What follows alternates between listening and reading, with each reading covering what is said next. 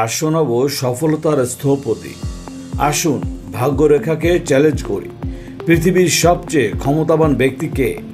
রাশিয়ার president Vladimir Putin, আমেরিকার বিদায়ী প্রেসিডেন্ট বারাক ওবামা, নাকি বর্তমান প্রেসিডেন্ট ডোনাল্ড ট্রাম্প, নাকি আপনি মনে করেন ভারতের প্রধানমন্ত্রী নরেন্দ্র মোদী কিংবা বিল গেটসকেই শ্রেষ্ঠ ক্ষমতাধর ব্যক্তি ভাবছেন? পৃথিবীর সবচেয়ে ক্ষমতাধর ব্যক্তি ভ্লাদিমির পুতিন নয়, বারাক ওবামা কিংবা ডোনাল্ড ট্রাম্পও নয়, এমনকি নরেন্দ্র মোদী কিংবা সম্পদের সম্রাট বিল গেটসও নয়। পৃথিবীর সবচেয়ে ক্ষমতাধর ব্যক্তি হলেন তিনি, যাকে এই মুহূর্তে আপনি আয়নার সামনে দাঁড়িয়ে দেখবেন। আপনি সেই শ্রেষ্ঠ ক্ষমতাধর ব্যক্তি। আপনি যেমনটি চাইবেন আপনার পৃথিবী ঠিক তেমনটি হবে।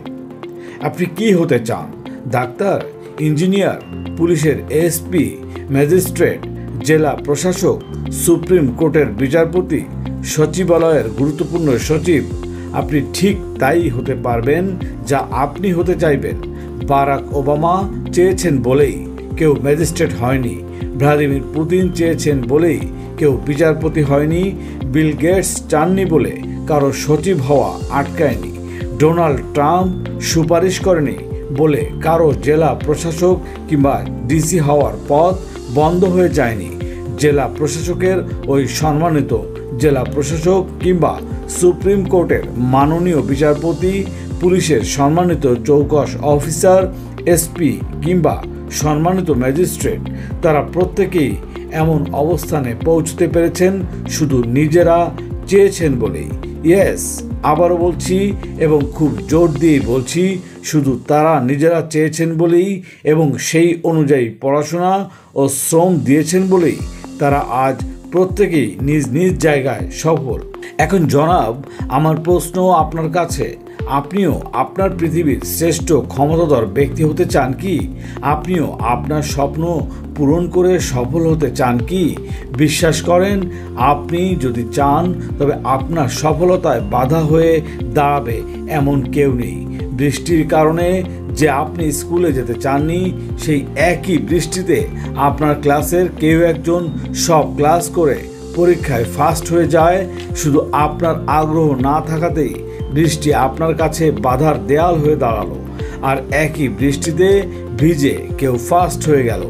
বৃষ্টি কিন্তু একই, অথচ কারো অলসতা ও অনীহায় সেটি হয়ে যায় দুর্যোগের, এবং অন্য কারো চ্যালেঞ্জ ও স্বপ্ন পূরণে তা হয়ে যায় সুযোগ।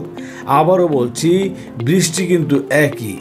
একে আপনি চাইলেই দুর্যোগ বানাতে পারেন, কিংবা আপনার ঐকান্তিক ইচ্ছে আর চ্যালেঞ্জ সেই দুর্যোগটি হয়ে যেতে পারে বড় সুযোগ।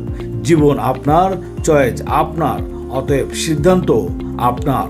আপনি যখন ভাবছেন যদি একবার সুযোগ পাই তবে আমি সফল হতে পারি, ঠিক সেই মুহূর্তে একটু ইতিহাস খুঁজে দেখেন।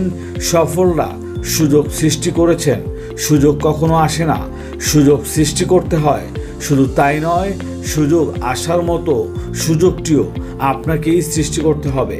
ধরুন, আপনি গত 1 বছর ধরে একটি সরকারি চাকরির জন্য অপেক্ষা করছেন।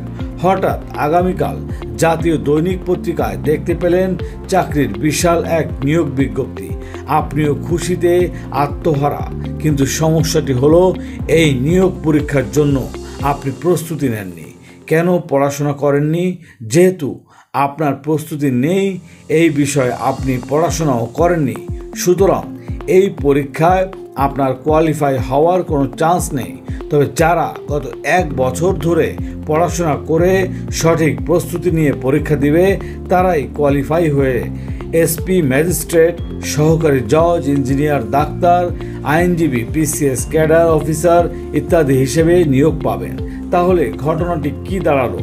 যে নিয়োগ বিজ্ঞপ্তি আপনার জন্য শুধুই একটি বিজ্ঞপ্তি হয়ে রইল, অর্থাৎ সঠিক সময়ে সঠিক কাজটি করে নিজেকে প্রস্তুত করে রাখতে পারেননি বলেই আপনি সুযোগ আসার মতো সুযোগটি তৈরি করতে ব্যর্থ হয়েছেন। নিজেকে প্রস্তুত রাখার মানেই হলো সুযোগ আসার পথটি নিজ থেকে তৈরি করে রাখা। এই কারণেই আমি বিশ্বাস করি, ব্যর্থরা যখন সুযোগের অপেক্ষায় থাকে সাহসীরা তখন শ্রম ও মেধা দিয়ে নিজেরাই সুযোগ সৃষ্টি করে।